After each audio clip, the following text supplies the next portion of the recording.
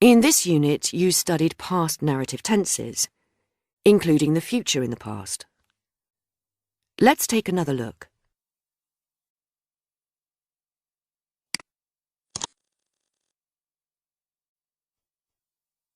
Sunmi tells her friend Rudy about a trek she once took in the desert.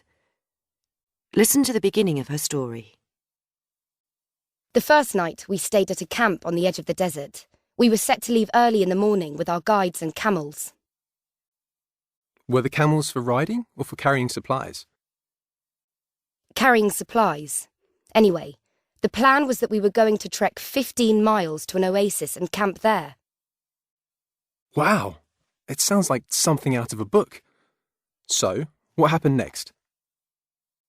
We can use the past tense of future forms to say what plans, intentions, or predictions we had at a point in the past. This is often called the future in the past. Sunmi says, "We were set to leave early in the morning with our guides and camels."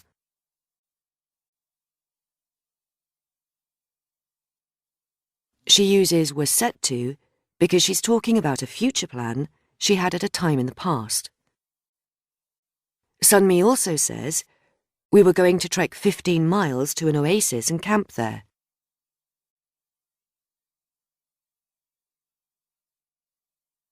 She uses "were going to," which is the past tense of the future form "are going to." She's telling Rudy more about the plan she'd made in the past.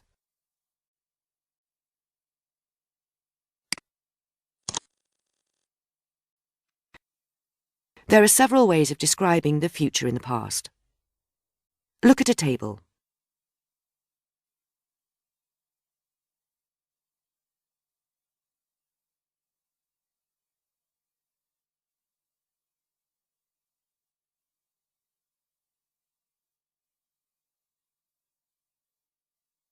We use past verb forms when we talk about the future in the past. In the expressions be to, be set to, and be about to, we need to use was or were.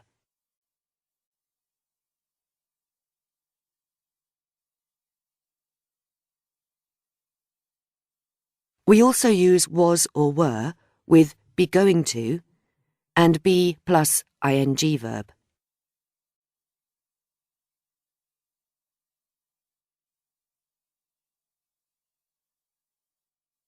For modal verbs, we use the past forms could instead of can and would instead of will.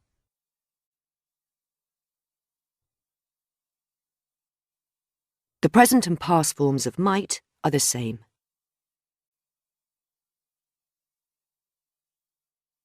When you are ready, go to the activity.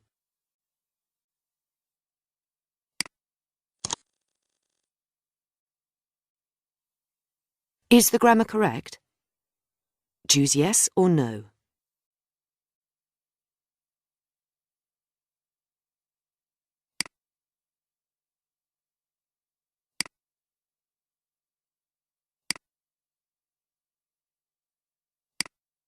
That's correct. We say, "We were going to tell you, but we forgot," and "We waited because we knew the police would be arriving soon."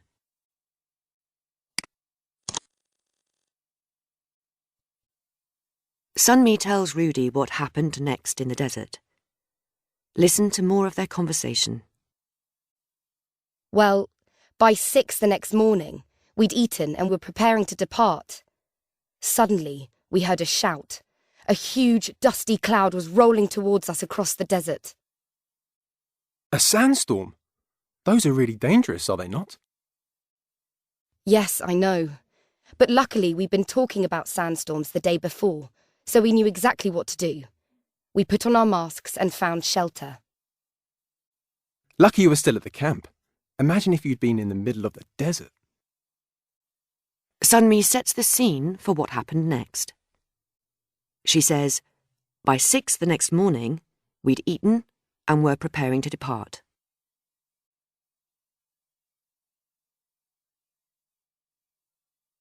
She uses the past perfect verb, had eaten, to say what they did before that point in the story.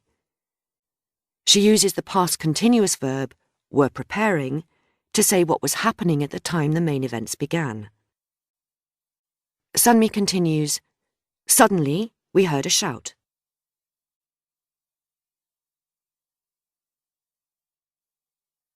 She uses the past simple verb, heard, to describe the next action in the sequence of her story. Sunmi says, a huge dusty cloud was rolling towards us across the desert.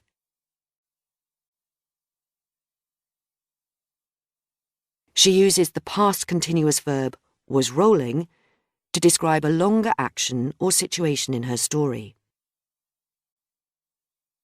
Sunmi says, but luckily we'd been talking about sandstorms the day before, so we knew exactly what to do.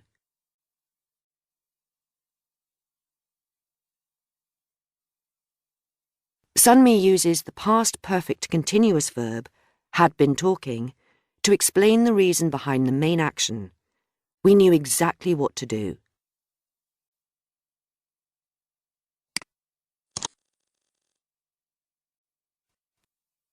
We use various past tenses for telling stories and describing events in the past. Look at the table.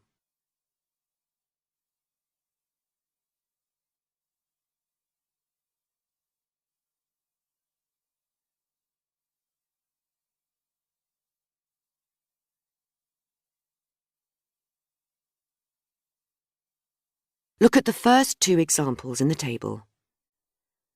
We can use the past perfect, past continuous, and past perfect continuous to give background or set the scene for events that follow later in a story.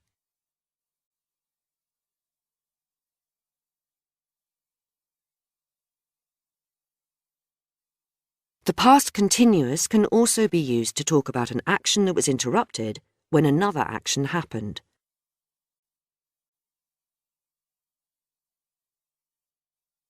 We can use the past perfect and past perfect continuous to give background to a past situation or to explain the reason behind a main action in a story.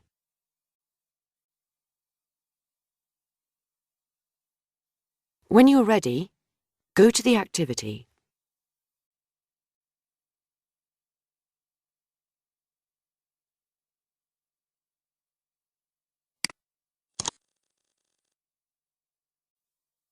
Is the grammar correct? Choose yes or no.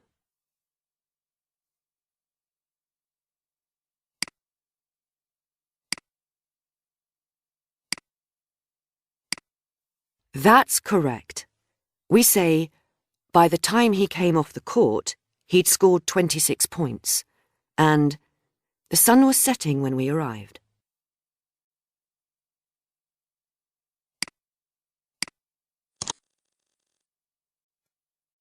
That's great. You've reached the end of the language check. You can use it any time if you want to revise narrative tenses.